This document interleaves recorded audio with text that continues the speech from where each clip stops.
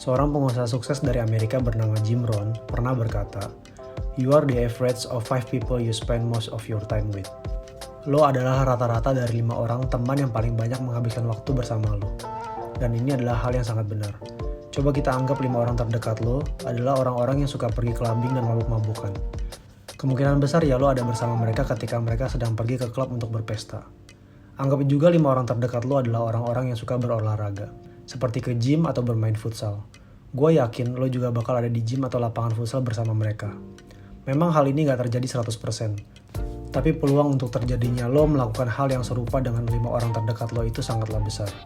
Karena simpelnya, 5 orang terdekat lo itu udah pasti selalu ngajakin lo ikut ke aktivitasnya mereka. Atau malah lo dekat dengan mereka karena punya kesukaan atau aktivitas yang sama di bidang tertentu. Kenyataan bahwa kita sebagai manusia cenderung mempunyai kebiasaan mencontoh dan belajar dari orang lain itu tidak bisa dipungkiri. Coba lo inget-inget deh, bahasa-bahasa gaul yang lo pakai ketika sekolah dulu, atau tren-tren kayak goyang pargoy di TikTok dan banyak hal-hal lainnya yang viral, itu selalu terjadi karena sifat dasar manusia itu mencontoh dan belajar dari sesamanya. Manusia sering meniru dan belajar atau menerima sebuah pola pikir dari orang lain setelah menghabiskan beberapa waktu bersama orang-orang tersebut. Gue inget banget ketika gue sekolah di Bogor waktu SMA, gue ikut-ikutan menggunakan beberapa kata dalam bahasa Sunda, karena sering mendengar teman-teman gue menggunakan kata-kata dalam bahasa Sunda ketika di kelas. Dari sini kita sadar bahwa orang-orang yang sukses selalu memiliki mentor atau seseorang yang menjadi panutan bagi mereka. Contohnya seperti Kobe Bryant yang mengidolakan Michael Jordan. Kobe Bryant mempelajari dan meniru hampir semua gerakan Michael Jordan, dan hal ini juga yang membuatnya menjadi pemain basket yang hebat yang kita kenal saat ini. Banyak contoh-contoh nyata lainnya dari orang-orang yang mencapai kesuksesannya dengan cara mencontoh hal-hal hebat yang dilakukan oleh orang yang mereka idolakan atau orang yang menjadi mentor mereka. Dan rata-rata orang yang sukses selalu setidaknya memiliki lebih dari satu orang sosok yang mereka idolakan. Dari merekalah para orang sukses ini memiliki pola pikir dan kebiasaan yang mereka butuhkan untuk membawa mereka kepada kesuksesan.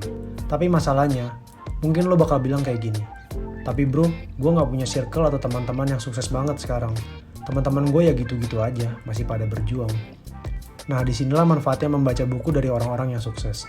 Sebuah buku bisa berisi sebuah ide, gagasan, pola pikir, saran-saran, bahkan pengalaman nyata dari si penulis buku itu sendiri.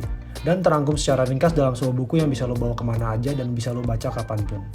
Dengan membaca buku seperti ini, bisa dibilang hampir sama dengan lo mendengarkan secara langsung orang-orang sukses ini berbicara kepada lo, mengenai ide-ide mereka, gagasan-gagasan, pola pikir mereka, dan saran-saran dan pengalaman nyata yang udah mereka lewatin untuk mencapai sebuah kesuksesan. 75% orang-orang yang sukses diberitakan selalu membaca buku setidaknya 2 buah buku dalam 1 bulan. Manfaat dari membaca ini juga bisa membuat lo secara tidak langsung memilih dan menambahkan orang-orang yang mau lo masukkan ke kelompok yang dapat mempengaruhi hidup lo. Ketika lo membaca sebuah buku, lo bisa mendapatkan sekilas sudut pandang atau pikiran dari si penulis buku itu sendiri. Banyak buku di luar sana yang ditulis oleh orang-orang yang sudah sangat sukses dalam berbagai bidang. Ide mereka, pola pikir mereka, dan semua kalimat yang ingin mereka sampaikan kepada lo bisa lo dapatkan secara nyata dengan membaca buku yang mereka tulis. Misalnya lo ingin berbicara tentang bisnis dan cara berinvestasi, lo bisa mulai mencari buku yang ditulis oleh Warren Buffett. Jika lo ingin berbicara tentang cara membangun mental juara, lo bisa mulai mencari buku-buku seperti The Mamba Mentality by Kobe Bryant. Dan banyak buku-buku lainnya yang bisa mengajarkan lo secara langsung tentang pola pikir dari si penulis buku itu sendiri. Dengan cara ini, secara tidak langsung lo menambahkan teman baru ke grup lo, teman yang lebih dewasa, lebih bijak dan lebih sukses dibandingkan dengan teman-teman yang ada di lingkungan lo saat ini. Dan ketika melakukan itu, lo bisa mulai mengadopsi beberapa pikiran dan kebiasaan mereka untuk mencapai sebuah kesuksesan. Karena itulah yang kita lakukan sebagai manusia.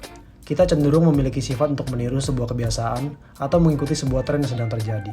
Dan disinilah lo bisa mulai meniru kebiasaan-kebiasaan yang membawa lo kepada kesuksesan. Buat lo yang sama sekali nggak memiliki kebiasaan membaca buku, gue tantang lo untuk mulai membaca sebuah buku setidaknya 1 buah buku dalam 1 tahun terakhir ini. Atau buat lo yang udah memulai kebiasaan baik ini, gue minta lo terus pertahanin kebiasaan ini, atau lo bisa tambahkan jumlah buku yang lo baca. Dan tulis di kolom komentar apa perubahan nyata yang udah lo rasain ketika memulai kebiasaan membaca sebuah buku.